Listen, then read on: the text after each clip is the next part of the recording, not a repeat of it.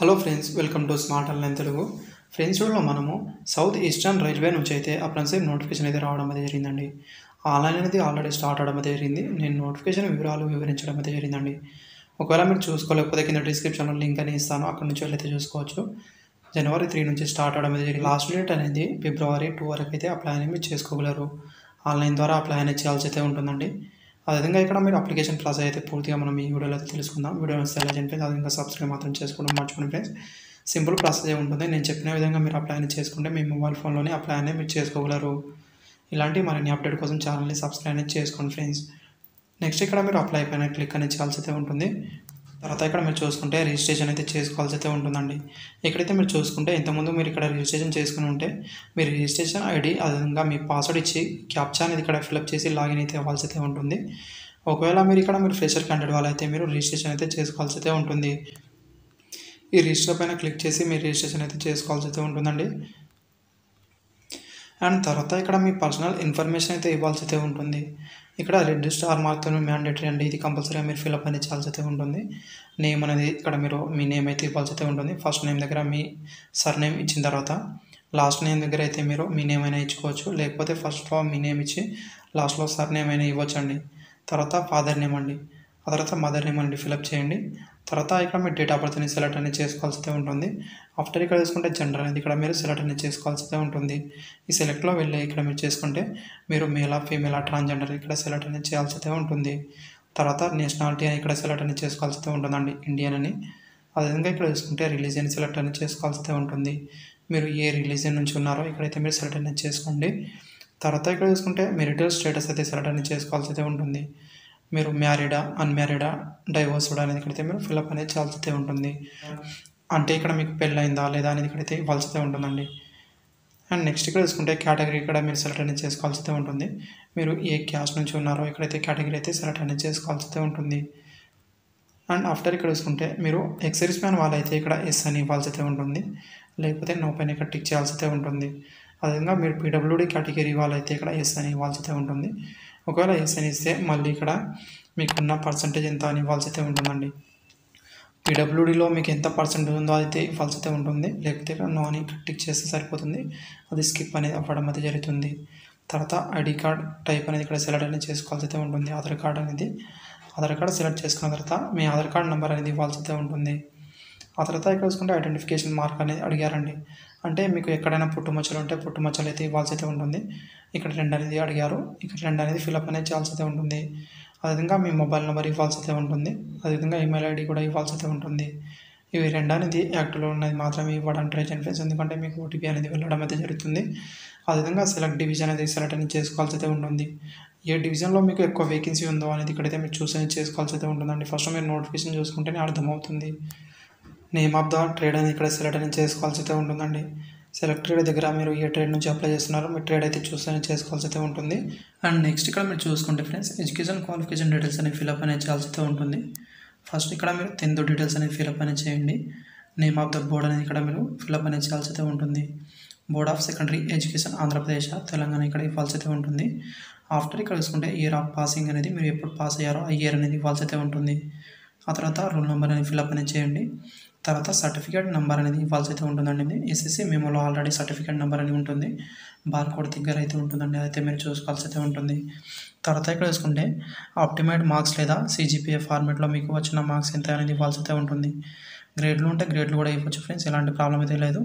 ఆ తర్వాత total marks లేదా సిజిపిఏ ఫార్మేట్లో మీకున్న గ్రేడ్ ఎంత అనేది ఇవ్వాల్సి అయితే ఉంటుంది. టోటల్ అనేది సపోజ్గా ఇక్కడ మీరు చూసుకుంటే మార్క్స్లో ఉంటే 600 అని, అదేవిధంగా గ్రేడ్లో ఉంటే ఇక్కడ 10 పాయింట్స్ అని ఇవ్వాల్సి అయితే ఉంటుంది.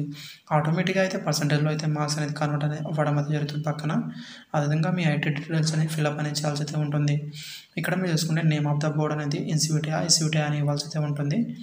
అండ్ ఇయర్ ఆఫ్ పాసింగ్ అని ఎప్పుడు పాస్ అయ్యారు, మీ రూల్ నెంబర్, అదేవిధంగా మీ సర్టిఫికేట్ నెంబర్ అనేది ఇవ్వాల్సి అయితే ఉంటుంది. సర్టిఫికేట్ నెంబర్ కూడా మీ ఐటీ మెమో పైన ఉంటుందండి, అయితే మీరు చూసుకోవాల్సి అయితే ఉంటుంది. తర్వాత ఆప్టిమైడ్ మార్క్స్ అనేది మీకు వచ్చిన మార్క్స్ ఎంత, టోటల్ మార్క్స్ ఎంత ఉండే మీకు అనేది ఇవ్వాల్సి అయితే ఉంటుంది. పర్సంటేజ్లో ఇక్కడ రావడం అయితే జరుగుతుంది. అదేవిధంగా ఇక్కడ సెలెక్ట్ కౌన్సిల్ అని ఇక్కడ మీరు సెలెక్ట్ అనేది చేసుకోవాల్సి అయితే ఉంటుంది. మీరు ఎన్సీయూటీ ఎస్యూటీ అని ఇక్కడ సెలెక్ట్ అనేది చేసుకోవాల్సి అయితే ఉంటుంది. రిజల్ట్ అనేది ఇక్కడ మీరు చూసుకుంటే మీరు పాస్ అయ్యారా ఫెయిల్ అయ్యారా అని ఇక్కడ ఇవ్వాల్సి అయితే ఉంటుంది. ఆఫ్టర్ ఇక్కడ నెక్స్ట్ అని ఇవ్వాల్సి అయితే ఉంటుందండి. మీరు నార్మల్గా క్రోమ్ బ్రౌజర్లో ఇక్కడ మీరు ఇది ఓపెన్ చేస్తే ఈ నెక్స్ట్ ఆప్షన్ అయితే రాదు. ఇదైతే మీరు గమనించాల్సి అయితే ఉంటుంది. వీడియో లాస్ట్లో చూడండి ఫ్రెండ్స్, అప్పుడు మీకు క్లారిటీ అని అర్థమవుతుంది. బ్రౌజర్లో అయితే ఓపెన్ అనేది చేశాను, అది దాంట్లో అయితే ఓపెన్ అవుతుంది. అదేవిధంగా ప్రాసెస్ ఏంటి అని కూడా నేను చెప్తాను. వీడియో చూడండి లాస్ట్ వరకు, అప్పుడు మీకు క్లారిటీ అని అర్థమవుతుంది. అండ్ తర్వాత ఇక్కడ మీ అడ్రస్ అనేది ఫిల్అప్ అనేది చేయాల్సి అయితే ఉంటుందండి. పర్మనెంట్ అడ్రస్ అనేది ఫిల్అప్ అనేది చేయాల్సి అయితే ఉంటుంది. మీ విలేజ్ నేమ్, అదేవిధంగా పోస్ట్ ఆఫీస్ నేమ్, తహసీల్ అంటే మండల్ నేమ్, అదేవిధంగా పోలీస్ స్టేషన్ నేమ్, అదేవిధంగా ఇక్కడ చూసుకుంటే మీ స్టేట్ అనేది సెలెక్ట్ అనేది చేసుకోవాల్సి అయితే ఉంటుంది. మీరు ఏ స్టేట్ నుంచి ఉన్నారో అనేది ఇక్కడైతే మీరు చూస్ అనేది చేసుకోవాల్సి అయితే ఉంటుంది. అదేవిధంగా మీ పిన్ కోడ్ అనేది ఇవ్వాల్సి అయితే ఉంటుంది. అదేవిధంగా ఇక్కడ మీరు చూసుకుంటే మీ కరస్పాండింగ్ అడ్రస్ పర్మనెంట్ అడ్రస్ ఏముంటే ఇక్కడ ఎస్ అని టిక్ చేస్తే యాస్టీస్గా ఇక్కడైతే షో అవుతుందండి. అయితే మీరు చూసుకోవాల్సి అయితే ఉంటుంది. తర్వాత ఇక్కడ మీరు క్రియేట్ పాస్వర్డ్ అనేది క్రియేట్ చేసుకోవాల్సి అయితే ఉంటుంది. ఎగ్జాంపుల్గా ఇక్కడైతే నేను చూపిస్తున్నాను. అదేవిధంగా అయితే మీరు పాస్వర్డ్ ఏదైనా మీరు ఇక్కడ క్రియేట్ అనేది చేసుకోవాల్సి అయితే ఉంటుంది. కన్ఫర్మ్ పాస్వర్డ్ అనేది మరోసారి ఇవ్వాల్సి అయితే ఉంటుంది. ఆ తర్వాత ఇక్కడ డిక్లరేషన్ అనేది ఇక్కడ మీరు టిక్ చేసిన తర్వాత ప్రొసీడ్ పైన వెళ్ళాల్సి అయితే ఉంటుంది. సో గైస్ నెక్స్ట్ ఇక్కడ మీరు చూసుకుంటే ప్రివ్యూ, అదేవిధంగా కన్ఫర్మేషన్ ఒకసారి చూసుకోవాల్సి అయితే ఉంటుందండి. మీరు ఫిలప్ చేసేంత ఓకే ఉందా లేదా అనేది. ఏదైనా మీరు రాంగ్గా ఫిలప్ చేస్తే ఎడిట్ డీటెయిల్స్ పైన వెళ్ళాల్సి అయితే ఉంటుంది. అంతా ఓకే ఉంటే ఇక్కడ టిక్ చేయాల్సి అయితే ఉంటుందండి. ఆ తర్వాత ఇక్కడ క్యాప్చా ఇచ్చిన తర్వాత సబ్మిట్ అప్లికేషన్లో వెళ్ళాల్సి అయితే ఉంటుంది. అండ్ తర్వాత ఇక్కడ అడుగుతుందండి you have verified the details అని ఇక్కడ అడుగుతుందండి. ఓకే పైన క్లిక్ చేయాల్సి అయితే ఉంటుంది. Are you sure do you want to submit అని రావడం అయితే జరుగుతుంది. ఎస్ పైన క్లిక్ అనేది చేయాల్సి అయితే ఉంటుంది. సో ఫ్రెండ్ నెక్స్ట్ ఇక్కడ మీరు చూసుకుంటే ఫోటో, అదేవిధంగా సిగ్నేచర్ అనేది అప్లోడ్ అనేది చేయాల్సి అయితే ఉంటుంది.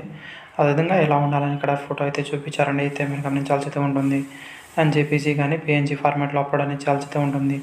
మినిమం ఇక్కడ 500 KB బిలో అయితే ఉండాల్సి అయితే ఉంటుంది ఇక్కడ ఫోటో. అదేవిధంగా సిగ్నేచర్ అని కూడా ఇక్కడ మీరు చూసుకోవచ్చండి, 200 KB బిలో అయితే ఉండాల్సి అయితే ఉంటుంది. ఇక్కడ చూస్ ఫైల్లో వెళ్ళైతే మీరు ఇక్కడ అప్లోడ్ అనేది చేయాల్సి అయితే ఉంటుంది.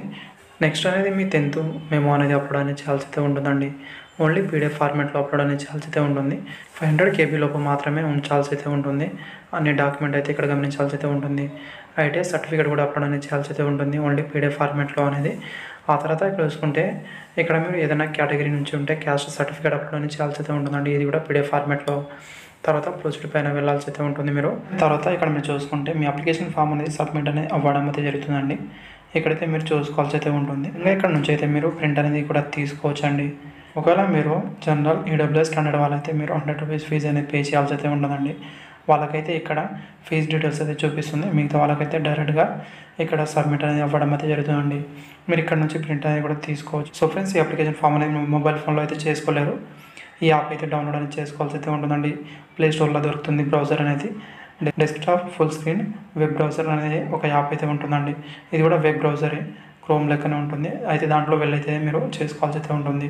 సో ఫ్రెండ్ దీంట్లో రాగానే అయితే యాడ్ టు హోమ్ క్రోమ్ అని అడుగుతుందండి, ఇది క్యాన్సిల్ అయితే చేయండి.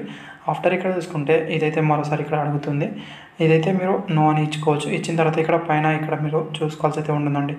ఇక్కడ మీరు చూసుకున్న తర్వాత యూఆర్ఎల్ లింక్ అని ఇస్తానండి, అదైతే మీరు కాపీ చేసుకొని పేస్ట్ చేసిన తర్వాత నెక్స్ట్ పైన వెళ్ళాల్సి అయితే ఉంటుంది.